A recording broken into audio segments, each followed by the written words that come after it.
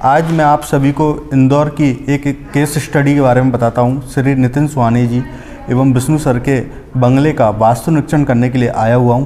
यह बंगला 50 बाई 80 में बनाया जा रहा है, लेकिन काफ़ी समय हो गया है, 2-3 साल हो चले, लेकिन ये बंगला पूरा कंप्लीट होने पे ही नहीं आ रहा और विभिन्न प्रकार की परेशानी आ रही हैं। मैंने इससे पूर्व में कई बार आपको बताया है कि वास्तु में दिशा से ज़्यादा महत्व दशा का है। दशा अर्थात भूमि।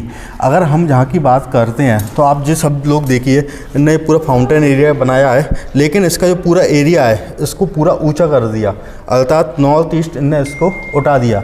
जब किसी भी घर में नॉर्थ ईस्ट मतलब ईशान कोण ऊंचा हो जाता है तो निश्चित रूप से उस बिल्डिंग की प्रोग्रेस रुक जाती है। जैसे एक इंसान की कुंडली का मुख्य हिस्सा उसका भाग्य होता है, इसी प्रकार किसी भी बिल्डिंग का मुख्य हिस्सा उसकी भूमि होती है।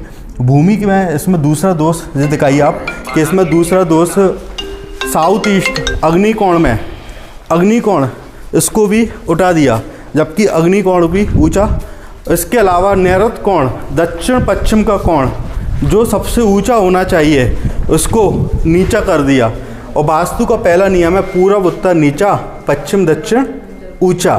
तो इससे पूरे बिल्डिंग की प्रोग्रेस ख़त्म हो गई, लेकिन अभी ये रहने नहीं आए, इसलिए इनको इसका अंतर समझ में नहीं आ रहा। बस इसका अंतर अभी बिल्डिंग पे आ रहा है कि बिल्डिंग का काम स्लो चल रहा है। अगर इस घर में रहने का अगर सुधार नहीं होता तो निश्चित रूप से पतन का ही कारण बनेगा, और इसका कारण हम बाहर की तरफ ढूंढेंगे कि इसका कारण क्या है। लेकिन वास्तविक कारण यही है कि भूमि की ऊर्जा के साथ साथ बिल्डिंग में भूमि कहाँ ऊंची है कहाँ नीची है। आज सर आप आइए, मैंने आज सर को पूरे उपाय बताए हैं कि ये सब उपाय करना है। सर आप बताएं कि आपको जो मैंने बताया इससे क्या समझ में आया।